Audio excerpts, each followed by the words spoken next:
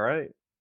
Cool, Hello, cool. Well, everybody, and welcome in to everybody's brand new favorite design podcast, Hoser Squad. Before we get rolling, we are going to run a quick mic check. I'll start with our guest of honor here, Ben, today. Check 1, 2. hello, hello. And then Brady, That's me. check 1, 2, check 1, 2. And then Tristy, and Yo, yo, then yo. Vanessa.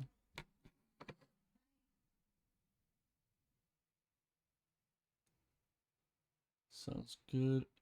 I'm hearing it on the delay, so I'm running a bit of like producer and host I think I acting was on mute. moment.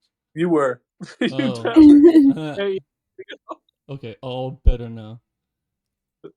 And here at Hoser Squad, we are all aspiring architects trying to build that bridge between architecture school and the real world of architecture and building and completing projects from ideation all the way through to opening day and even beyond. And in one of our pursuits, that is the practice jury. Because in school, often final jury comes, and how many times have you really had to practice this project? And in the past, we've had active projects that are currently in design, but today we're actually stepping back in time to last year, and Ben is showing us his project from his third year spring semester with Pia. But before we roll into that, I will introduce our panel. The first is Brady, who actually brought Ben in, and they're actually working together at Merriman Architects in Dallas. And then there's Tristy, who's up at Brinka Plus in Wisconsin. And then there is, of course, mi esposa, my wife, Vanessa, who's in the same room as me. And she is an architect at Connect Homes. And I myself am Montgomery Borg, and I am an architectural designer at Kelly Architects. Each of us have been in the field since graduation in 2019, and Tristan has actually gone back to school. But that wraps up our panel intro, and here at Hojo Squad, as crucial as the design is, how we present it is also just as important. And so, along with Ben's ask of us to really focus on if the spaces align with his premise and his partie, we'll also focus on how it is shown to us and what might be the best way, both visually but especially spoken, because in school it is way too few and far between where we focus on what we say and how we say it, combined with the imagery we choose to show. Therefore, I will pass it over to Ben, and I have a stream pulled up here, and bro, you can just take it away. This will be an open, free flowing discussion. You can ask us any questions at any time, or if you just want to go through it, but the floor is yours. All right. Thank you very much. It's an honor to be on the podcast. Appreciate you guys coming up on this Saturday afternoon or Sunday afternoon. And yeah, let's get this started.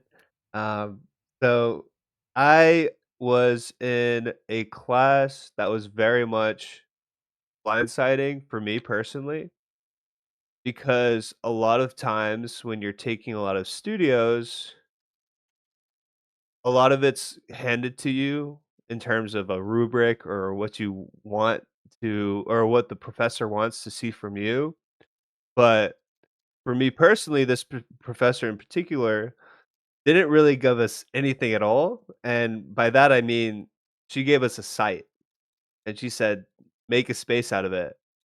And beforehand, just for context, we were reading about urban centers, we were reading about, like, urban plazas and how connectivity is a very much important part of urban life, right?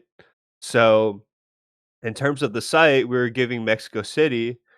However, it's specifically based on the premise of, okay, it's a very high population, very dense, and how do you bring people together? So that was basically the only information we had in terms of a site or in terms of a program for the entire duration of the project.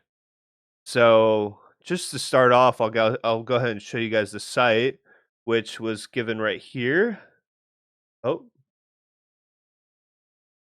and it was that box right there. It was kind of a strange area. It was very much like strange for us to be like, oh, okay, we just have to like design in between those boxes. Like, okay, cool. Um, she said, pay attention to the plaza. It was like a riddle. It really was. Pay attention to the plaza on like right across the street from it. And also, like, try and find some, like, context from the buildings around it, right? And so here is just a real quick thing that I put together for you guys of kind of how I found my principle or my, like, way of space making, which was, all right, well, I'm gonna just draw some lines. I'm gonna trace over the site. I'm gonna be like, all right, like, what can I use from this? And the only thing that really stuck out to me specifically was directly tangential to the site that we were building on were these two existing buildings, which if you could see my mouse are right here and right here, and basically just trying to find a way to, I guess, more or less make it fit.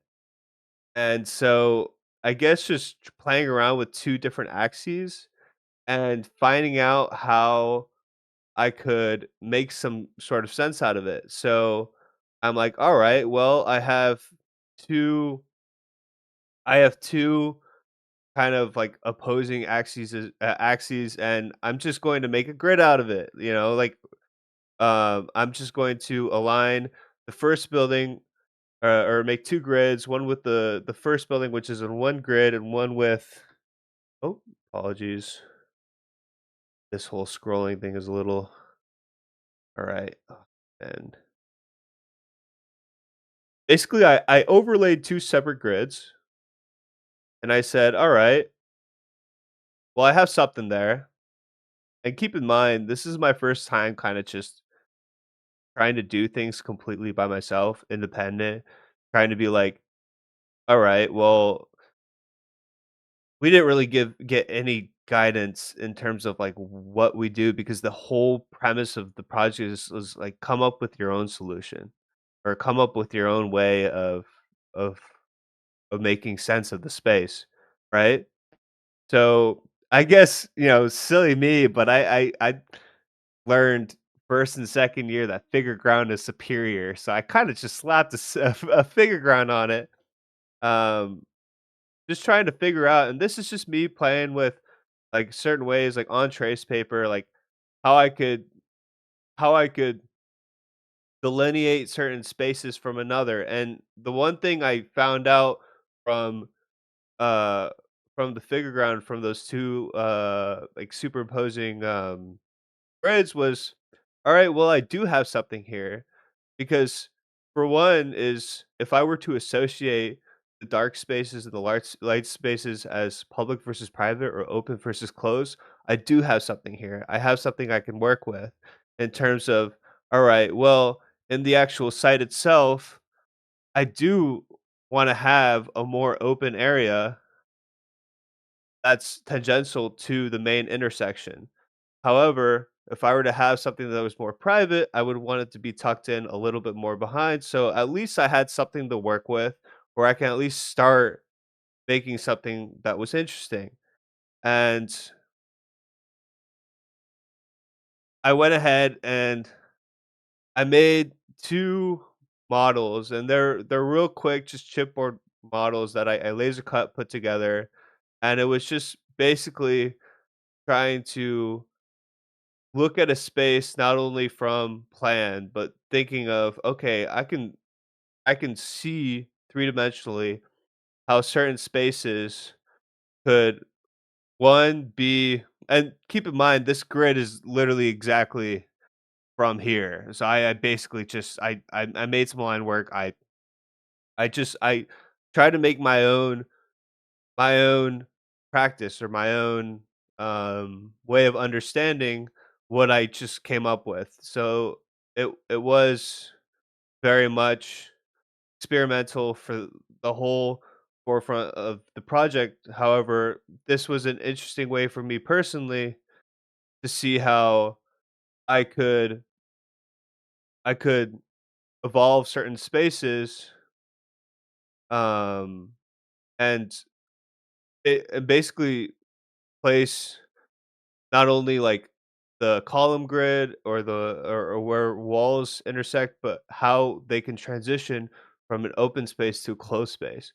So for me personally, that was very much my study during the project. Was, okay, what's a transition?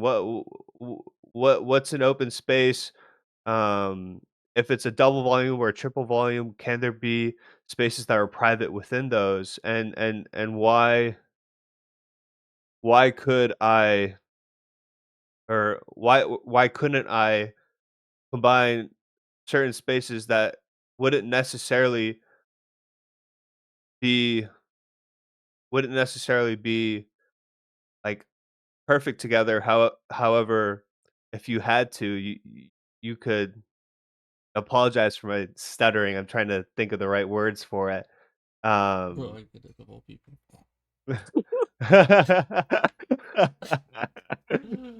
It's all good. No pressure. But, yeah, I mean, I guess, like, onto the actual project, and or my design. Um, I basically I really stuck to that original grid, or those 2 axes, as much as I possibly can. But my main premise was, alright, there's like a left side, and there's a right side, and those 2 those 2 sides, or those 2, I guess, complexes are drastically different, at least on the first floor, right? So on on on our right side, we have a very private office space, and this is me, by the way, assigning my own programs, being like, all right, well, w- what's what's a like an urban center supposed to be? All right, so you're trying to grab somebody and bring them in to a building, trying to be very much like forthcoming. However, there is supposed to be spaces that, let's say, are for events, or for office space, or some sort of administration. So trying to have like a very diverse building in terms of program, or just allowing the space to speak for itself in that sense. And so, at least on this first slide, I provided 2 renderings of just how, like, like, spaces could be defined as different. So at least in the begin like, in that main entrance that really just dissects in between that entire site, um, I tried to make it a focus to see right off the bat that there is a more inviting space. However, they're both co-aligned, or they're both together, and they can both if they can both be combined in the sense that you're it's more like a community. and and as I Then go through, yes, would you walk us through kind of just the buildings, what each one is? Um, like, can you zoom into your floor plan again? I yeah, guess. Would you kind of okay, quickly walk through the programs you've assigned to the right and the left, and kind of what those spaces are? Is it like a three-story apartment building? Just kind of the schematics of it. yeah, absolutely. So, okay, so I guess I'll start from the left to the right, Perfect. but um, thanks for saying that because I think it's important that I preface that. For me, the culture is very much important to an urban fabric. So for me, I made it basically more or less a sculpture garden in the area that was on the left. And the sculpture garden would align very much so with cultures of Mexican values and also Mexico City, um, like as its own like embodiment. And so that was very much what I was going for, at least on the left side. So it's very much open floor plan, open air, and you can walk in and kind of traverse yourself through every floor, and you're able to decide for yourself like where you want to go, um and uh, I think for a lot of it was like a lot of outdoor space, a lot of like indoor outdoor connections where you're able to see it, like even from the outside, specific parts of the building um that if it was just a sculpture garden that you had to pay for, like, you'd have to walk in and pay in order to walk in. It was very much like it was for the city. That was very much like what I was trying to do, what I was aiming for. And then as you go, like, towards the right, again, it's very much broad, and I understand that, but I think in the sense of, like, having a space that is tangential to like, directly lining up to an existing building, I think that does give a lot of leeway towards having, like, a closed or a more private space, um, and so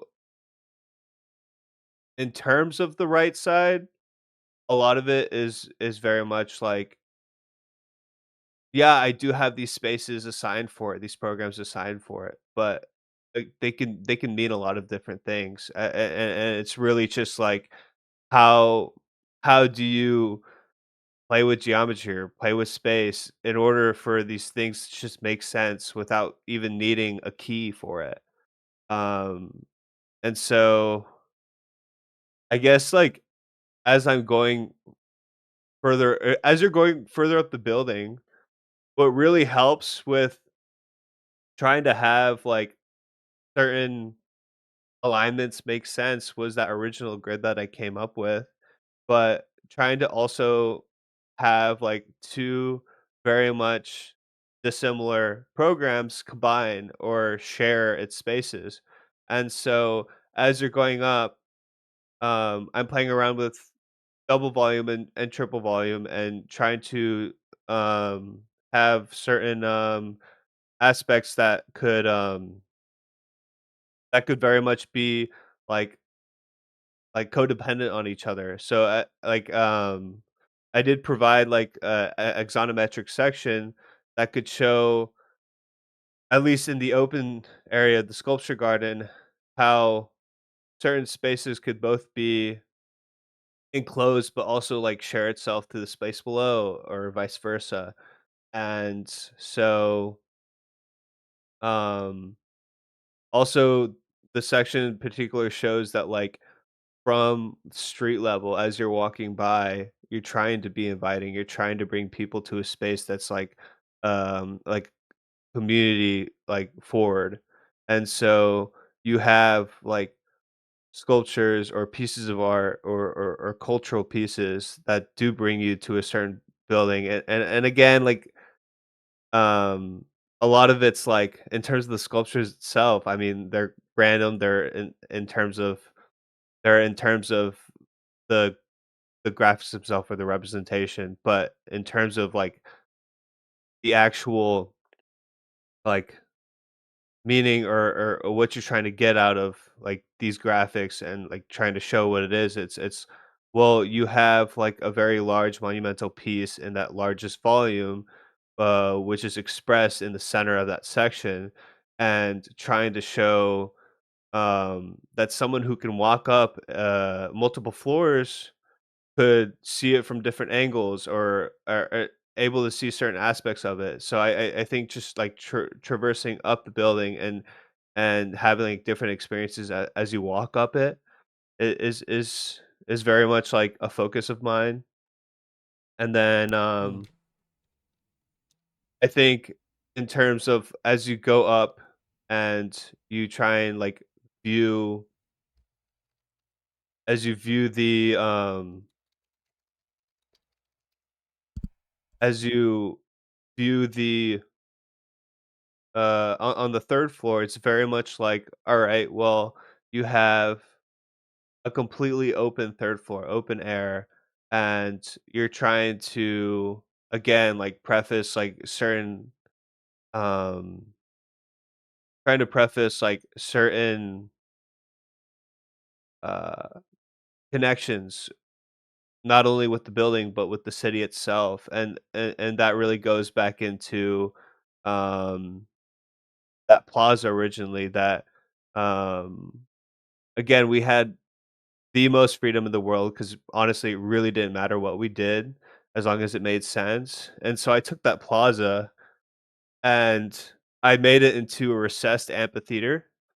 And basically, it was a really simple space that I made, but it was uh, diagonal from the site. And I thought, okay, well, if it's from that third floor and it's completely open air and you're able to see down, like, why not have some sort of like interesting connection from across the block?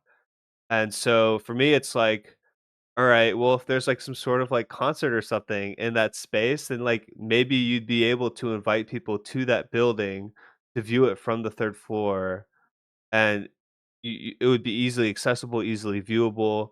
And that was basically like my premise for like how certain spaces could It almost could seems align. like your whole presentation has turned this essentially what you're saying is the building serves as the stands for my stage, possibly, and the sculpture garden or landscape element is the stage, and everything serves the stage.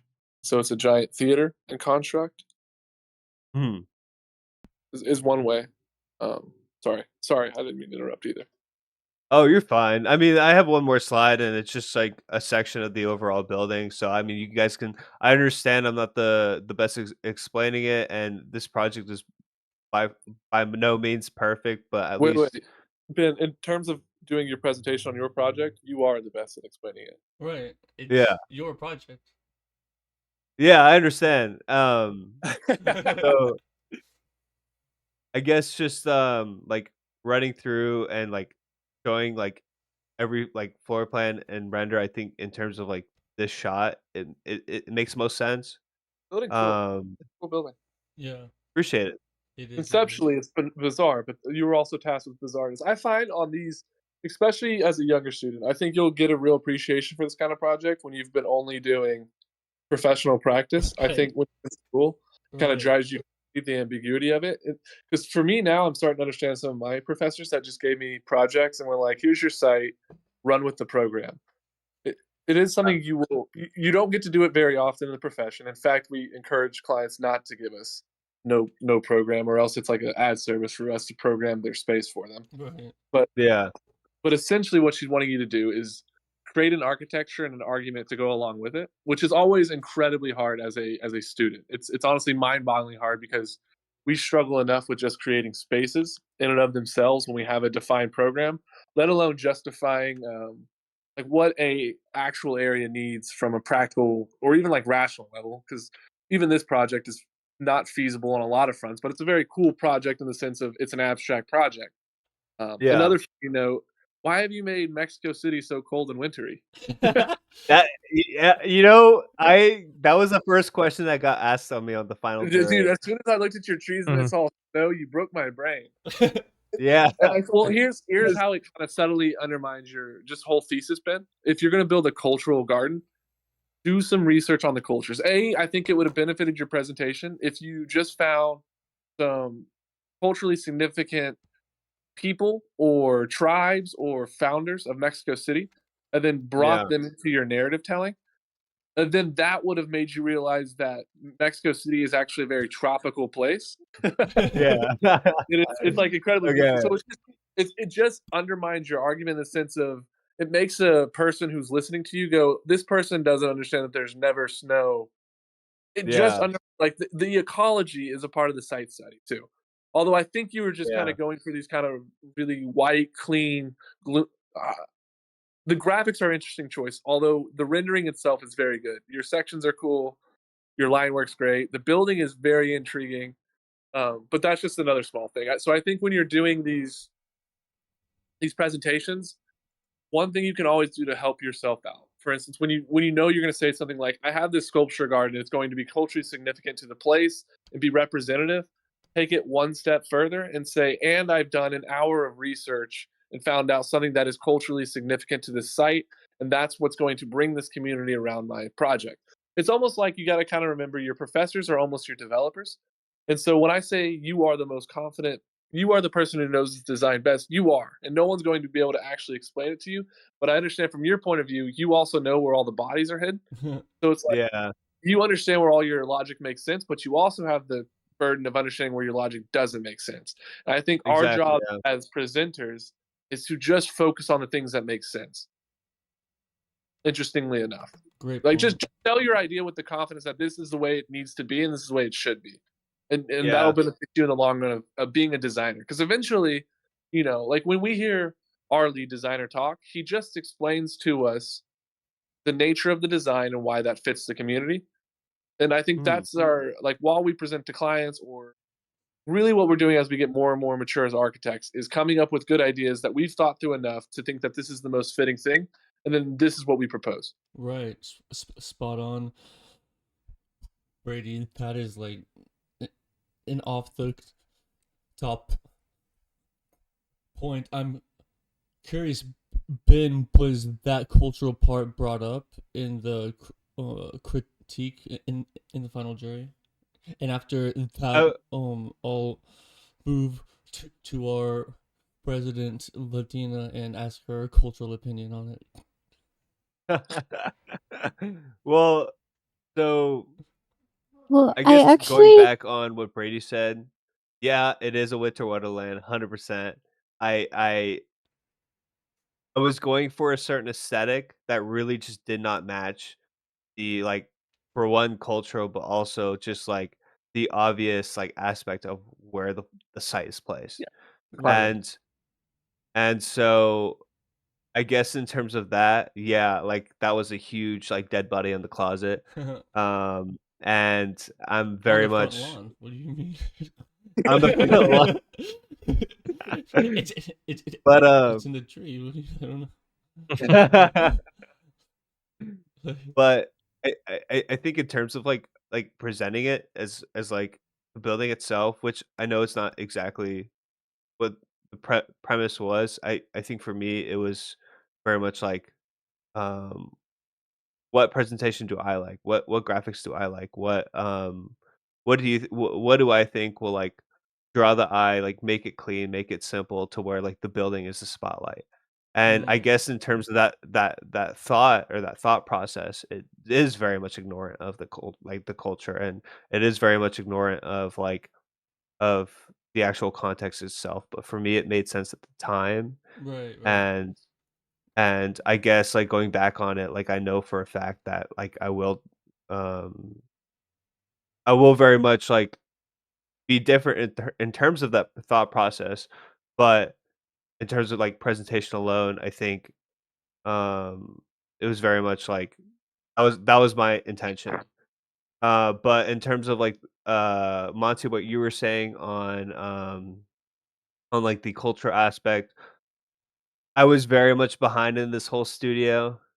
I was very much like lost and trying to like find my own like sense of like strategy and like space making that I honestly completely flipped through the whole um research aspect of it way faster than I should have, Yeah, uh yeah. and that was a huge problem of this project for me personally, was that in terms of like time management and trying to like find like specific things that I could make better about this project, I had to sacrifice other things. And that Right. was one of the things that like most definitely like historical context is like huge part, and like a lot of other students really did delve into this topic a hell of a lot more than I did. Did But none of in your classmates go, "Why do you have snow in the trees?" what? Do you work in studio, Ben? Do you do a lot I of work in do. none of Yeah. your none of your And homies were like, "Yo, get the snow out of the it trees." ain't snowing there. That is Well, or may uh I ask you this? Was it normal for y'all to ask each other to give each other desk scripts while y'all were working in studio? Yes. nice. And None they of your told class you nothing. that like, "Hey, you realize Mexico City is 70 degrees year round?"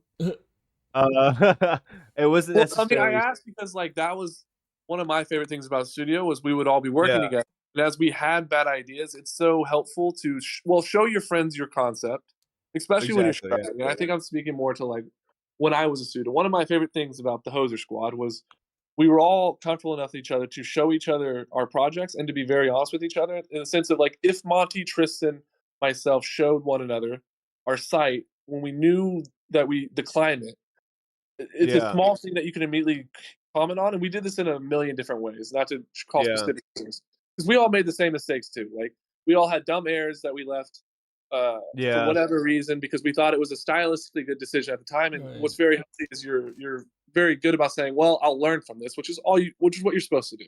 But what's yeah, not encourage your classmates to give your honest reviews, and then y'all can learn from each other's mistakes. So it's all of a sudden it's like all five of us are doing this exact same project, and we're all learning from one another's mistakes. So we can get 5 times more mistakes, which is 5 times more lessons, and all Right. of a sudden yeah, you can grow as a group. And I found that yeah. aspect of the architectural culture to be one of my favorite things about our profession in general.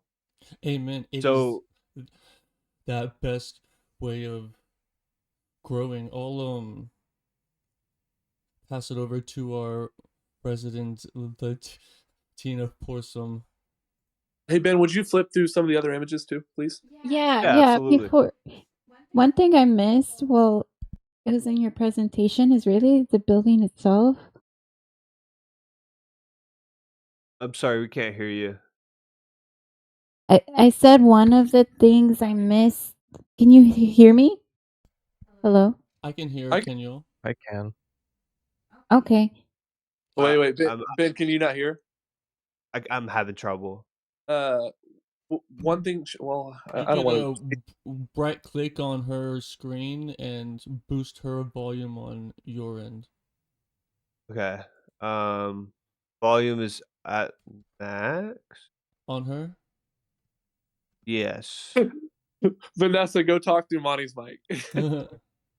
Hello? I'm sorry. I We hate hear to. you. I hear you. Well, now Okay, you I'll do. go over Weird. there. How's that? Okay, perfect. Can you hear her, Ben, or no? Well, she's not talking. Talk, Vanessa. Hello? Hello? Okay, I Hello? can hear you now. I'm sorry. I All right. apologize. Okay. Okay. Okay, perfect. Yes, that I missed.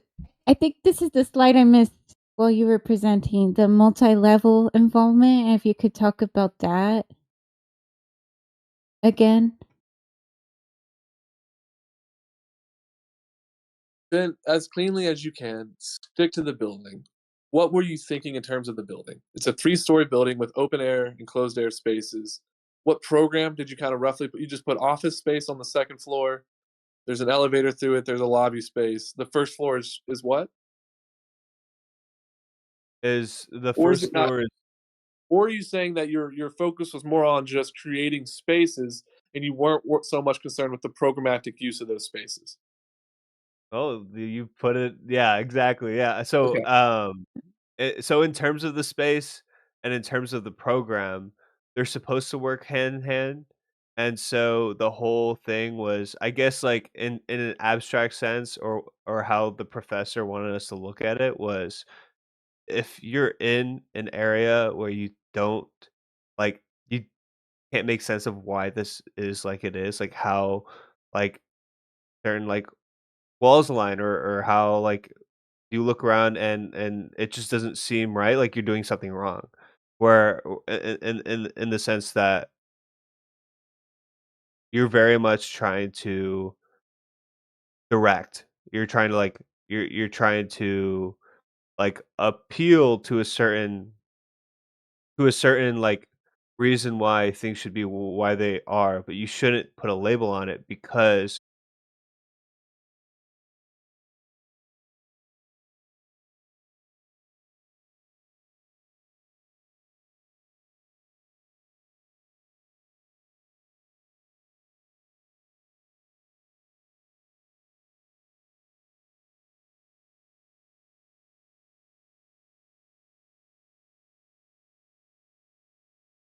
What did you do your graphics in? only I had a way to like draw on it. Is there a Oh, you an can't. option? What did you do your graphics in, Ben? Did you hear that? What Vanessa said? Hey, Vanessa, leave and join again. See if that works. Okay.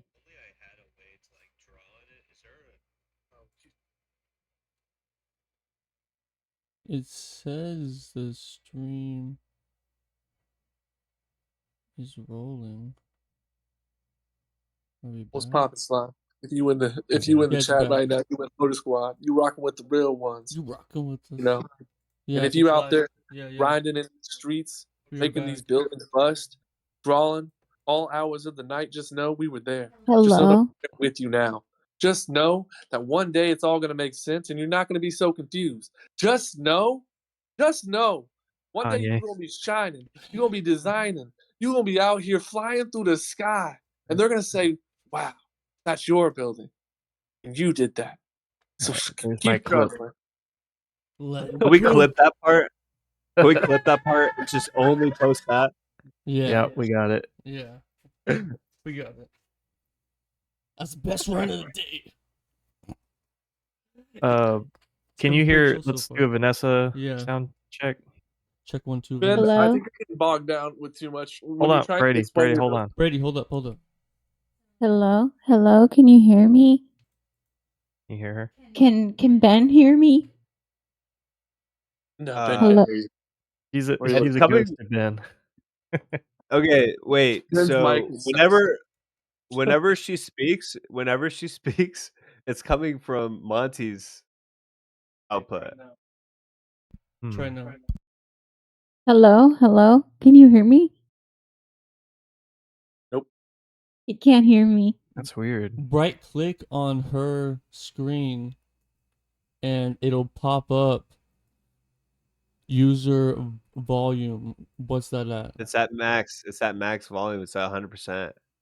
No, you can Like you guys. put it up like to 200%.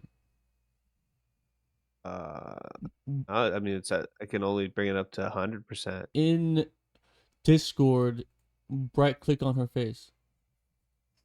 In Discord. Yeah, on her profile. Okay, let me. Sorry, guys. No, it's all good. If anything, you good. can speak over here, Vanessa. Yeah. Discord. I just have Profile? some references. then- In the call. Yeah, in the call, just click on her box. Right click on her her box. little box. Yeah. Well, that's the thing. Is again, it's all at max volume. So I don't know. Hmm. Like, That's weird. like I can hear her, but it's super faint. Okay. I think she'll come over here. Okay, I'm so sorry. We're good. Not a hoser squad if there's not technical difficulties.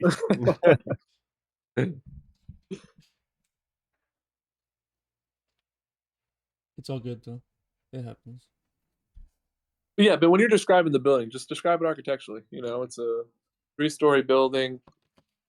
Maybe y'all didn't even get that far. What grade? Like, do you have an idea of kind of what you're thinking structurally, floor systems, open glazing? These are the materials I'm using. I'm How are you hearing or was it a lot more abstract and it was also just all about creating a space that connects to it? Because I mean, we did one of these projects too in our 3rd year with a professor named Alan Moody. I think she was a resident, but she gave us an incredibly ambiguous project, and at the time it just put us all in a blender. And really all she was asking us to do was design a space and create an architectural narrative around it, which is a lot for a student because we're used to having programs and we're used to being told what it is that we're designing. And so it's a lot when someone finally gives you the ambiguous task of just designing the best thing, especially in studio. Well, part of your research phase, if you're given like no parameters, is like make parameters for yourself. I think we talked about this on our last jury we had. It was also very open-ended, but like make those program elements for yourself, like research on what urban plazas, like get some precedents, and now you'll like have a grounding to run on. You'll be like, okay, we need this much square footage of admin offices, rough estimate. We need some kind of center space to tie it together, whether it's a sculpture garden or museum element or something like that. If you like get this early development work done, it'll really help steer, I guess, your presentation, and it'll help anyone who's listening kind of follow with you too. Because right now we're like, oh, it's open ended for us too, just like seeing the floor plan and the building, and like we can interpret this in many different ways as well. Yeah, that's a great point. So it's almost like the more clear and concise you can be in your presentation, the more clear and concise your feedback will be, to where people aren't all of a sudden asking you about why are there snow in the trees? And it's like, well, it doesn't really matter that there's snow in the trees. I made a graphical mistake on the climate, but I would really like to talk about the spaces, which is an interesting thought too. Because all of a sudden now, if you understanding your argument was going to be about contextualism, is I think what immediately makes people go, well, the climate's not right. But to Tristan's point, if you will go grab a popular plaza from Mexico City and then say, I made a lot of my plaza decisions based on precedents from this area to show that I care about their culture, that I'm going to use successful references from their own culture to then design my space, makes you a better designer. And then all of a sudden now you have, like Tristan said, all these programmatic precedents that you can say, and that's where I've got my 5,000 square foot sculpture garden that's open to the public, that's going to have landscape design features as needed. And then that's how I can tie in this building because these are the buildings that play around that space. And so now all of a sudden, because 70% of the battle is asking the right question to yourself, that then everybody can answer like, oh, these are why his decisions all line up. Bam, bam, bam, bam. Which is tough as a student, admittedly. Like even now, I would have struggled with this project most certainly because it's ambiguous. And the ambiguity, I think, for the professor is 70% of the fun, in the sense of it just challenges us to think about all these elements that we have to think about as architects when we actually get into the real world, which is like the client doesn't always know exactly what they want either. I mean, they have an idea. I mean, more often than not, they have a pretty sound idea of the program, but the space, wayfinding, shape, that's where we come into play. And there's a lot of very easy ways because it's still easy when they give us ambiguous tasks in the sense that we still have building code to then say, well, I hear because a lot of times it's us listening to a client tell us their objectives. I want this much square footage, I want this much space, and I have this intention to do with the building, and I want it to be the best quality possible given the information I've told you. And then we take those analysis and then we run it against essentially the building code, and then say these are the things that are most allowable in building code, and these are the materials that will meet your. So it's like when you get to the real world takes over, and all your parameter finding is built in. Because even for your project, there wasn't a goal from the professor other than to make you think. Right. And so makes it hard for you to then distinguish as like an architect, we are providing a service, but you haven't been given the objectives of the service you're to provide as far as, or was that maybe stated? Because it sounds like it was just like make a community space between these buildings, make it as good as possible. That was pretty much it. And so that just leaves you assigning your own parameters that you have to follow, especially in a university setting, is an incredibly daunting and challenging task, and it takes up a lot of your brain function, especially when we haven't done it before. When we're used to just being given the design problem and it's like make the best solution possible. This was the first time you had to run into create the design problem for yourself and then solve it as reasonably as possible. Was essentially the change in question the studio asked of you. Hmm. Yes. Vanessa, sorry, now that y'all are mic'd up. Right. We're back now. Sorry about that. I guess my mic's just not as resilient as you guys. Well, I mean, you're on the phone, Brady. Vibing, baby. We vibing. I told Yeah. y'all from the jump. Yes, I had a couple things to say about it. I agreed with everyone else that you're trying to sell your idea to a client because Brady is probably the only one, if that, who knows the curriculum of your project. I'm not even sure if Brady knows, but the rest of us don't know anything. So we don't know what Pia assigned, what she didn't assign. You could just talk to us as if you're selling an idea. You don't have to be possessive of your designs either, like using my words, like my design, my grid, my sketch. You could remove yourself from your design and just sell it for what it is. Even if you think it's not a strong design, we don't know that.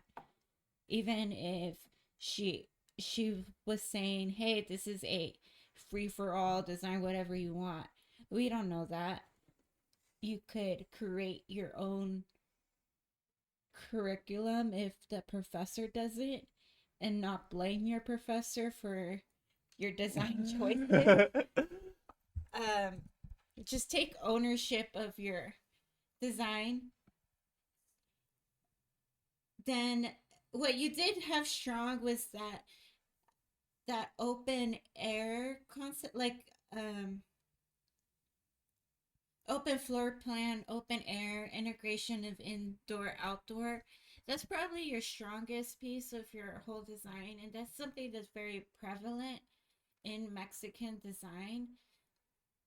It So that's a definitely strong idea, and if that's your, and I could tell that you thought that was your strongest idea too, so you could hone in on that and even make graphics slowly like dedicated to that.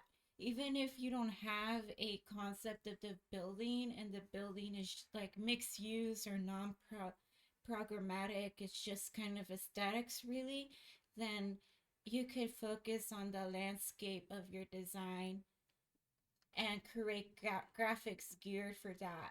Just like know what your own limitations are and present it in that way. I did think like the cultural aspect is, I'm not sure. I know I've heard of this in the past. I don't know if it's happened since COVID. Though I know that Pia loves to do projects for Mexico City and would even take students to Mexico City like a week or two. Did she do that at all? Because it wasn't even a study abroad project, it was just like a field trip. No, she didn't. I think she was talking about like certain instances where like she just wasn't able to, but I know she had the intention, or like is I know what you're talking about because I remember she saying that it's a usual thing for her that she'd do it, but I think in terms of some sort of like resources that at the time weren't there, they just couldn't do it. Side story. I love that we got to go to New York for Bijan's class, which was actually incredible because honestly, I was in such a designer's block when I was working on Bijan's project. And then he took us to New York, and it was very. It's nice to go to the context of your site because it gives you so many indications now that all of a sudden it's like, oh, my argument I can make makes so much sense.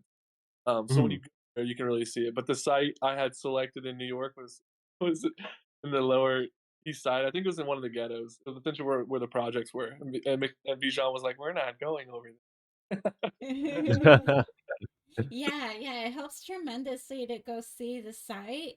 Oh, I it's know nuts. I know it's like probably harder to do an international field trip.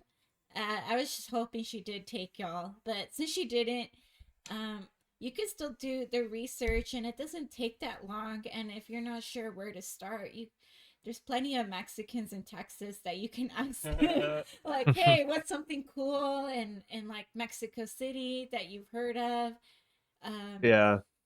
And so yeah, you could have started there with your classmates, asked them for references. Uh, Yeah. but I do think that idea of open floor plan, open air, inside outdoor space, that's something that's very strong in Mexican design. Uh, I do want to have a couple references. I put them in the chat if someone could share screen. I'm not able to since I'm away from my laptop and this laptop is streaming. But I put 3 references. I forget which one I put first, but which one did I put first in Got the chat? mine up. Appreciate it, Tristy. Hold it now. Okay. We watched. Hey, that's good. Reshare. Yeah. What is good? I'm in the cut.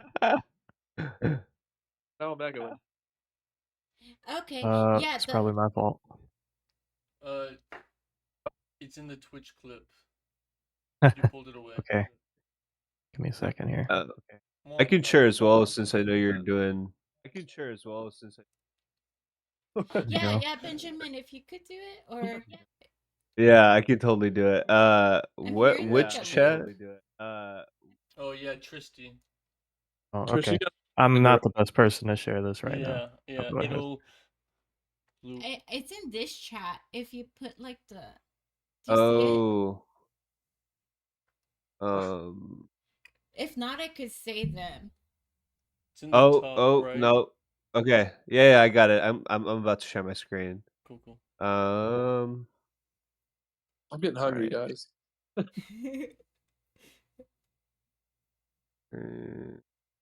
Oh my lord.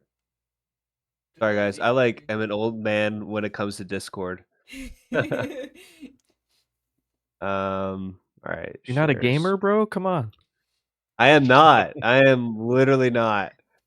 Good for you. Good for you. All right. There you go. Nice. Yeah, so that's like the capital where the president lives. They host all sorts of events there. They have parades for Day of the Dead. They also have a gathering there for Mexican Independence Day. So you can see that plaza idea is very strong. Like there's really not even anything going on except just like an open like an open block that has nothing. So that amphitheater is a very good idea if you focus in on that. And then also it would be nice to see the urban context of this floor plan along with seeing like the urban context of this. But this is just one example, and then the next one is the Basilica de Guadalupe.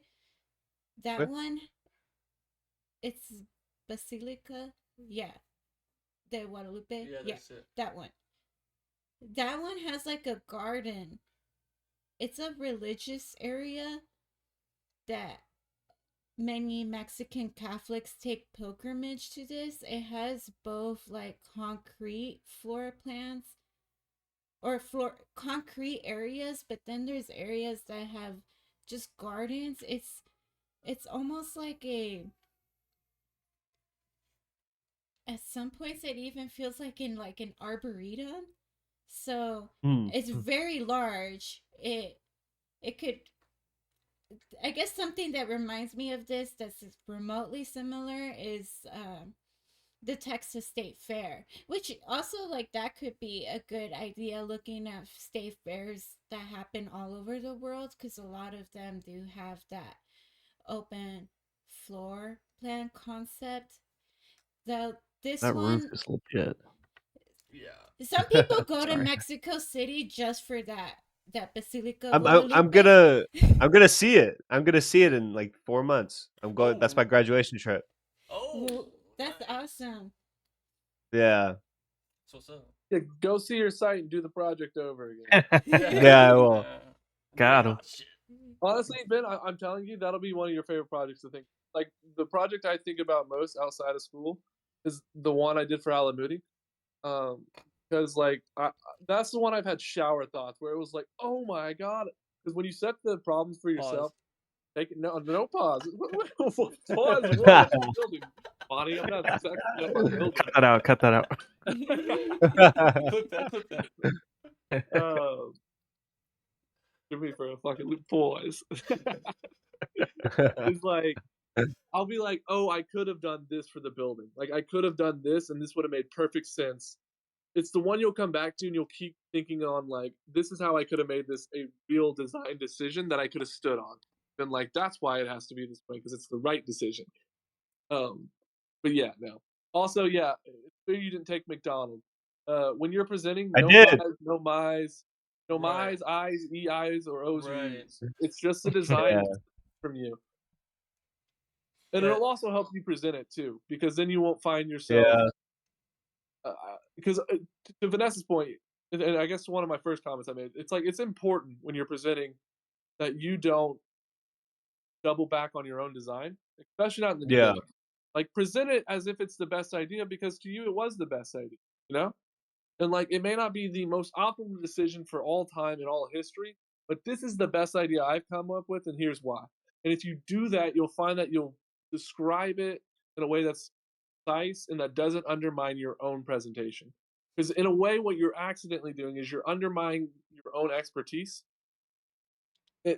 Even when you said like other people might be able to describe my building better than me, it's like, well, you undermine yourself when you do.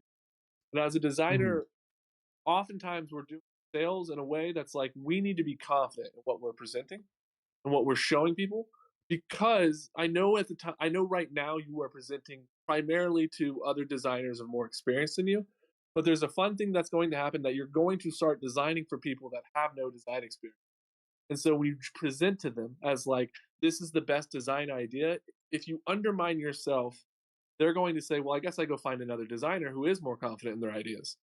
Right. Because you yourself are accidentally saying like, ooh, disclaimer. It'd be like watching a show and the writers like put on the first scene like, hey, if you don't like this show, you should stop now. But it's like, well, I didn't even get to watch the whole episode to decide for myself. It's like let them watch the whole episode and you, the writer, just go, I know I wrote a good episode because they produced it and it was worthy to show to people. Yeah, it could be like Gordon Ramsay preparing a recipe, and he's like, "This is a shitty recipe, but I'm gonna show you anyway." You should. It's hard not to take studio projects personal and be like, yo, I worked so hard. I slaved like 3 nights in a row without sleep to make this. I'm going to own it, and you guys are going to listen to me talk about my experience. You should almost treat it like it's a project that you stumbled across in the wild and you find like this fascination with it because you did do it, but act like you kind of stumbled on it and you're just explaining the spaces as if you were walking through it yourself. And there's no like ownership to it. It's just like this God gift, God sent gift that you found like in the middle of this ruin, and you're just explaining it in an architectural way. That's what professors want. And you just so happen to design it yourself. Yeah, Yeah, I mean that's in the exactly. back of your Like, just- mind. You just never show your cards. Benjamin, if you could look up the last example, the Frida Kahlo house.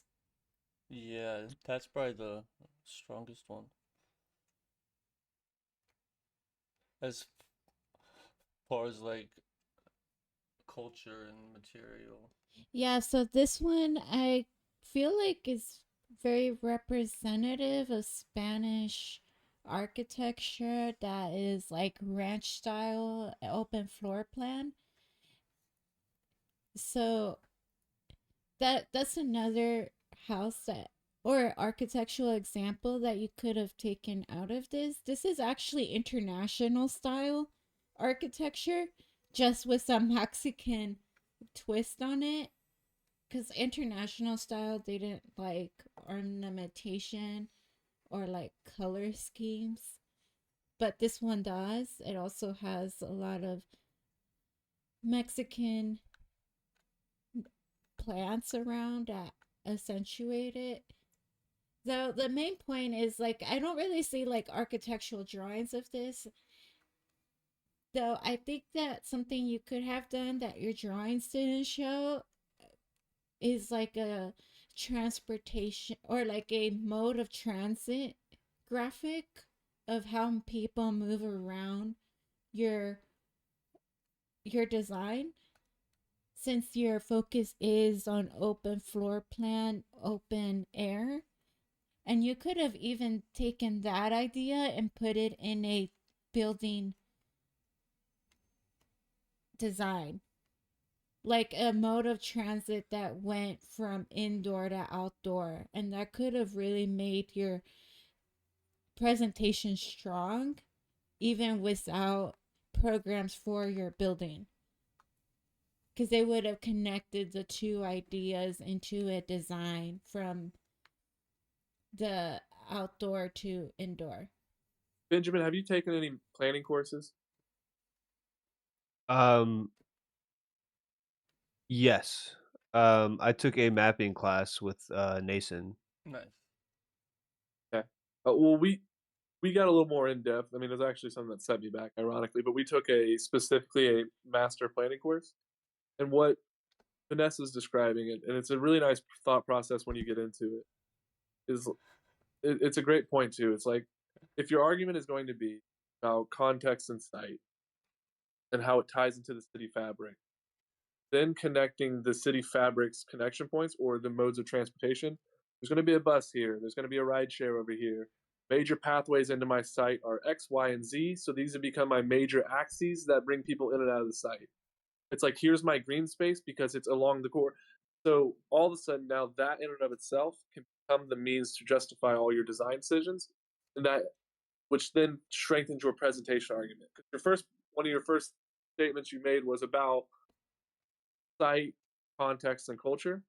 So I think start yourself off so well, but then the program and some of the architectural elements are so ambiguous that you get stuck in trying to define those so much instead of just focusing on the 3 points that you started your argument off with. It's almost like you wrote in your thesis at the beginning of the English paper, I'm going to focus on site, context, and culture. And then in the paper, you wrote about free space, open plan, and in a landscape garden. And so then I'm reading your paper and I'm going, well, you haven't ever gotten back to your thesis.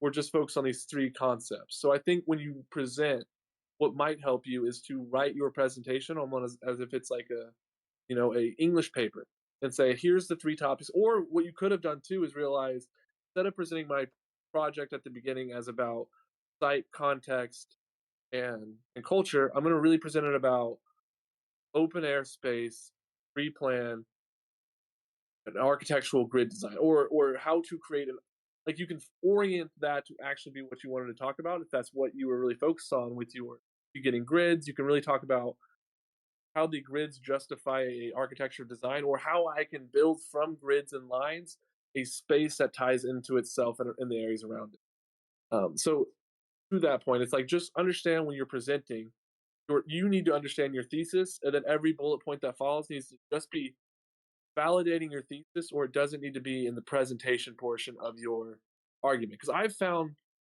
presentations I had the most success with professors was the ones where I told them what my goals were, told them how I achieved the goals, and then I got out of the way. Instead of getting myself lost in trying to convince them that my ideal is... Your graphic should do the rest for you. Yeah, and in essence, you just want to give them the 3 things you are seeking to achieve, the ways you want to achieve those 3 things, and now look at my drawings and tell me what you. And then that way, it just lets them at least go, okay, he's formulated an architectural design, he's justified it, and now I can critique him on how successful he was, instead of them still trying to figure out what it is that I'm critiquing. Yes, Right. and that when you focus on the strong concepts of your design, the rest will follow. So, like for example, the building, you said it was like mixed use, the program wasn't important. Okay, that's fine. So the design could have evolved itself if you focused on more of your strong concepts. Like it could have revealed itself to you through this process of justifying your strong concepts that you already had. Mhm. Right, and I Okay. think a bit of that goes back to the design process, and that kind of moves us more into the time management design process discussion, because it is where are you starting from to make sure that all of these cultural and contextual elements are brought in the project. It is tough designing a whole other culture for no client in a whole other country, even if it is our neighbor. If you aren't super involved, it can come off tacky or lacking. But here, starting with that open court short space, the graphics and materials weren't following, but the spatial idea was strong. And my only main points graphically are when you, and if you don't mind pulling it up again, but Yeah. the point from the figure ground context study to the hard floor plan, there was a moment in there to have an inner, so go between this and then the other, the like sketch basically. Yeah, so Or from here to the prior one, Go there's to a your grid. chance in the middle to have a step to really diagram out the spaces in both in public versus private in use. And one thing that helps a bunch is actually an axon with simple colors that show the spaces or the flow or some kind of understanding, because I was trying to grasp the purpose of those models on the bright, and even the figure crown, because those are more about how forms and spaces interact, and this appears a bit more like the grid lines of the context, which is also fine and played well, but it did not inform spatially how to start off the project. So the figure ground had more of the spatial aspect, um, more than just the grid lines, because from here to the finished floor plan, that's like weeks of work. So how yeah. was that developed? And if it's even a basic sketch, very loose, that scanned in, it just some kind of even list of program, because it goes from here to then boom, here's my final idea. It's like, oh well, Yeah. how, okay, now it's a spot of having to basically re-explain the entire idea with these finished plans, instead of to Brady and Bonna's point of 1, 2, 3, and then boom, here are the drawings that support it. I almost don't even have to talk about the drawings because it supports what I'm saying instead of even pointing at them, if that makes sense, because that diagram will then in the floor plan lead to less questions of, okay, what's happening here, If I and and that's then after that is crafted, just the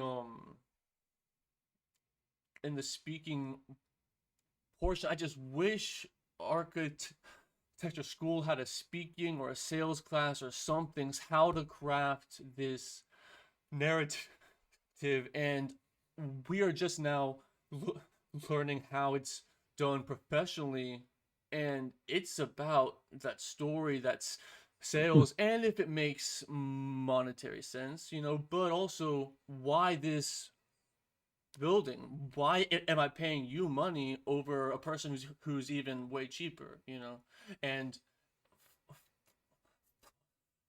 focusing on that from it being just popped up in space to their point, but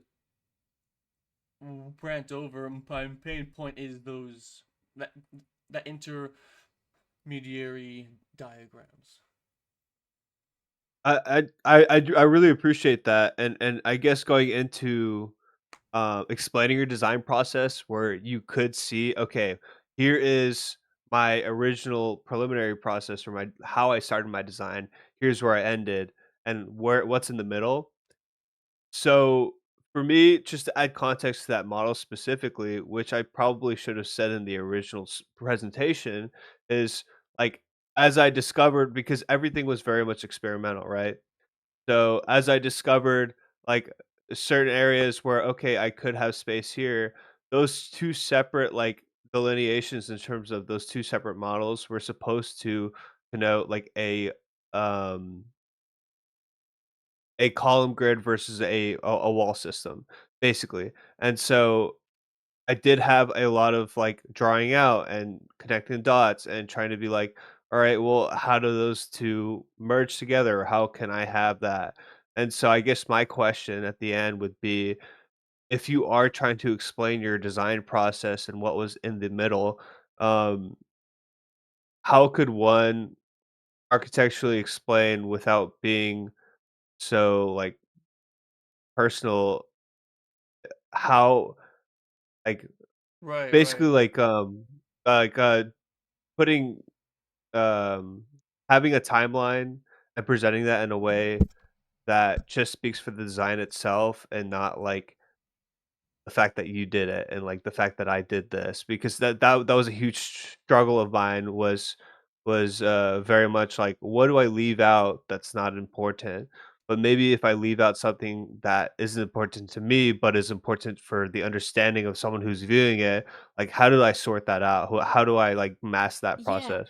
yeah, it's kind of what Brady was saying earlier, but another way to word it is like you could think of yourself like a lawyer and you're building a case Right. to win the case for the client, which the client would be the design. You so how do lawyers build a case? They, like Brady said, you pick your strongest points, but you build a case for those points.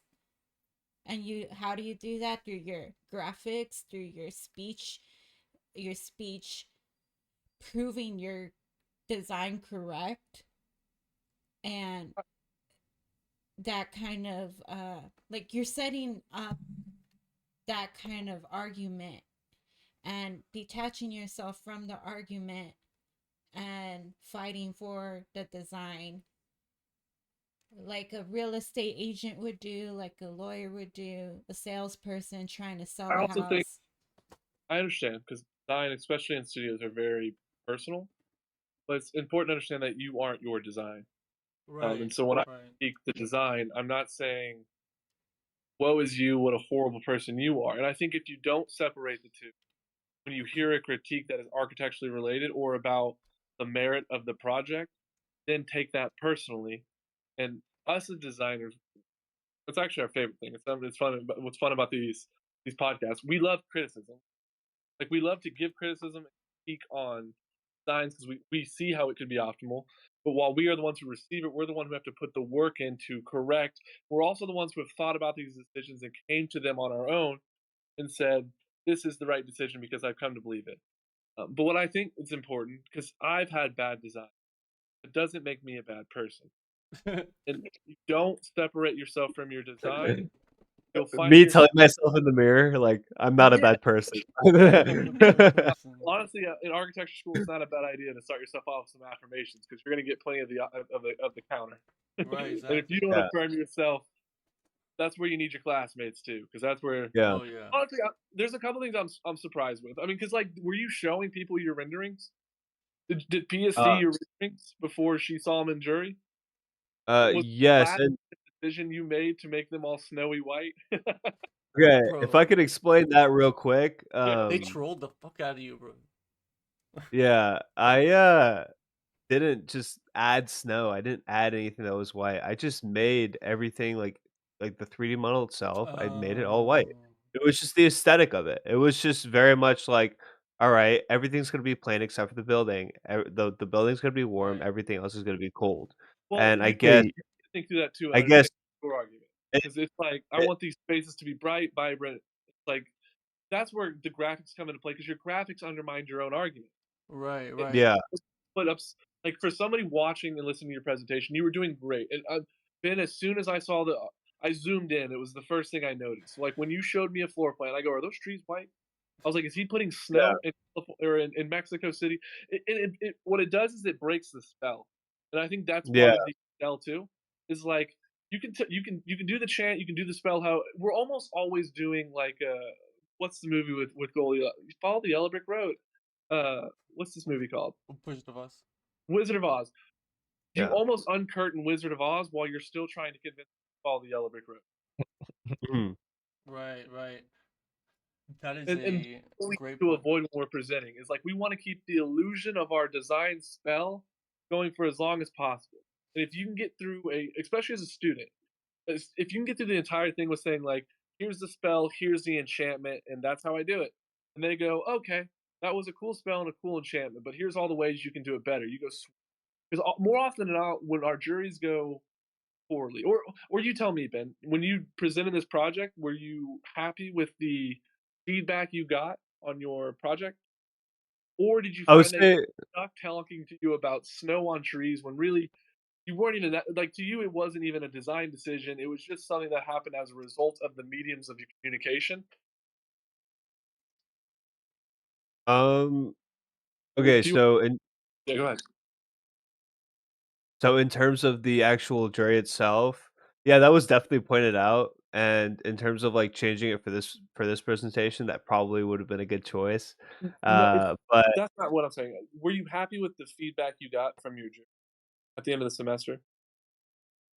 yeah, absolutely. Okay, sick. Okay, good. Yeah. I don't know, it was really good feedback. And I guess like out of like all the people like um I would say like definitely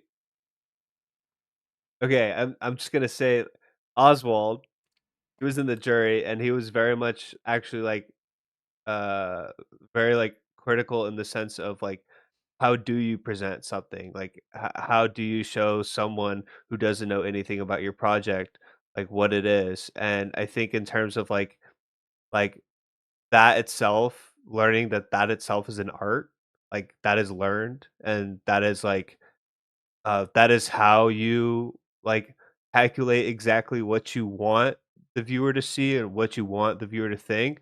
That is a huge part of what I took from that jury, like probably Mm. the biggest thing.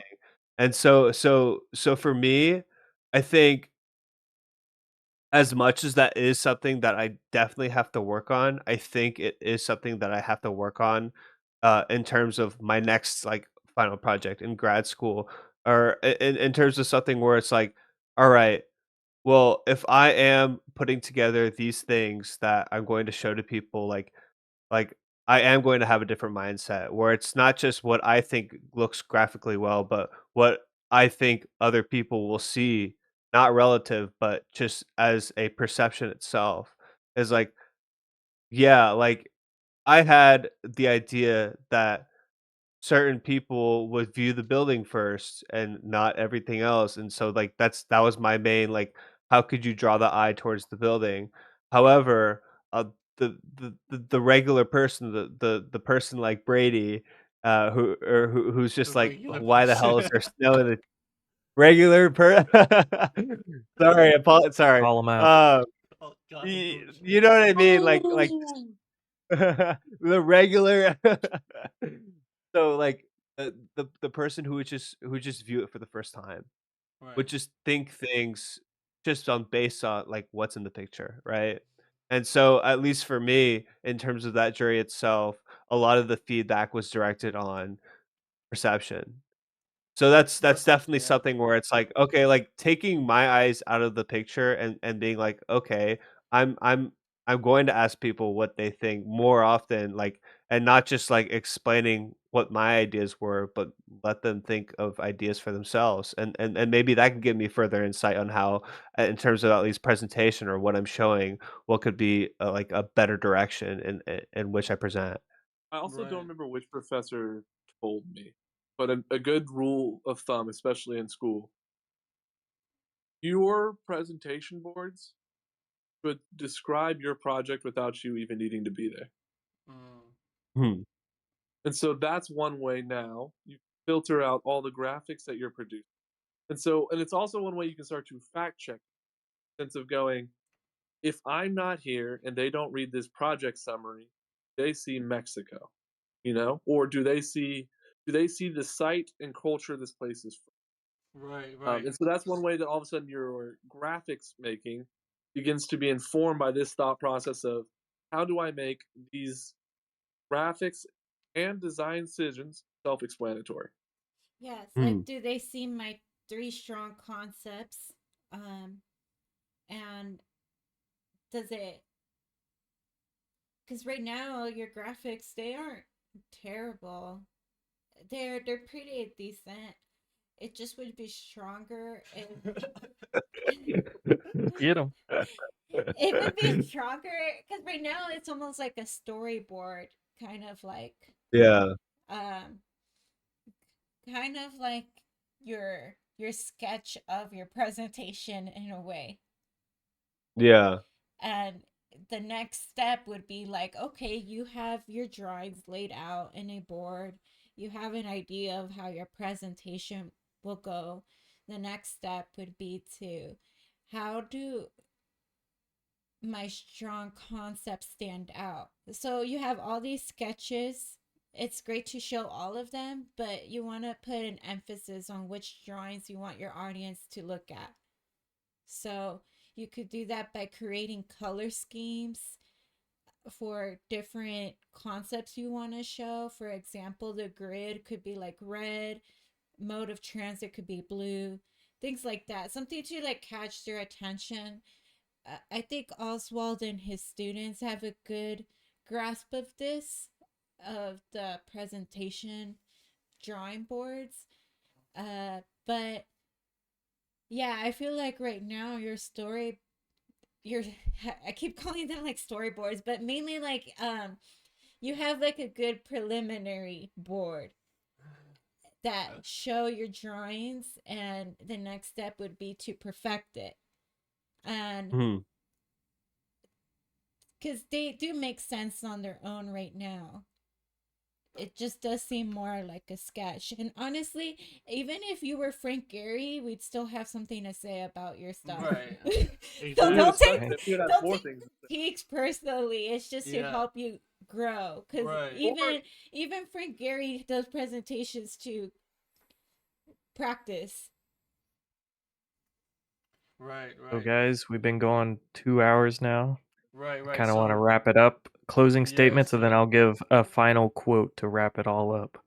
Beautiful. So, I have one last thing to cover, and it's on this idea of how can we not make it personal. We've given broad examples, but actually, when you were speaking, I wrote out a few that stood out, and instead of saying this is a space I made, or the design is mine, or the grid, or whatever, the design is a force of nature that grows from the spark, the party, and often that has to do with the program or the context and the culture.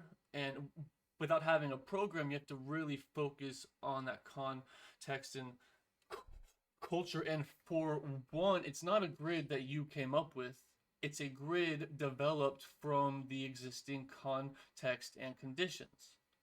And then boom, that way it is. I didn't do it. That's the grid of the existing conditions. It is. Yeah. You know? And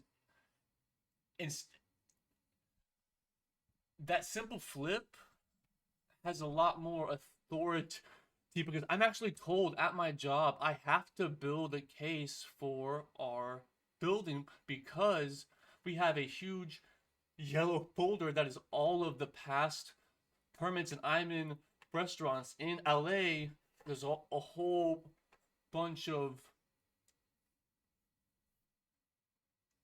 red tape that causes people to go through a bunch of hoops to open up a restaurant. And if it was in the past, it's easier now. And I'm building a case that this restaurant can and should and will exist because of the history. It was a restaurant, it on and on. And that kind of speaking with that authority rather than speaking with my design and I and me, then they aren't actually having to be sold by, is it a good idea? It was born out of that site. Flip it. Benjamin, you're the shit, brother. Thank you for coming on and presenting. Final quote that wraps this up beautifully, that talks about what we've been talking about. Kill it. By Mr. Alfred North Whitehead, English philosopher. The purpose of thinking is to let the ideas die instead of us dying. That's it, folks. Amen. Close the squad out. Let's fucking get it. Good job. Hey, I just want to say, whoa. I just want to say, thank you so much for all y'all's time. I really appreciate it. I know that you guys have a lot of things that y'all probably could be doing on a Sunday afternoon. And the fact that y'all took the time out just to talk about my projects and my process and everything, I really appreciate it. And hey, you too, man. you. You're in school. You could be relaxing more. We're stressing out more. Yeah. I do appreciate it. Thank you guys. Thank you. Awesome. Appreciate it. And All right. catch us tomorrow at 7 p.m. or 9 p.m. Texas time every Monday. And feel free to come back for any mock jury. Yeah. I'm in design build right now on my last semester. So, yeah. Just pulls up on the site and we start roasting. Yeah. Dude, hey, that'd be cool. Hey, IRL. all I'm saying is y'all are more than welcome to come onto the site. We need volunteers. Oh shit. All right. Free labor. Give them a hammer. Give him a hammer. All right. Thanks, everyone. Bye. Bye. Have a good one. All right, thank you guys. See ya. Thank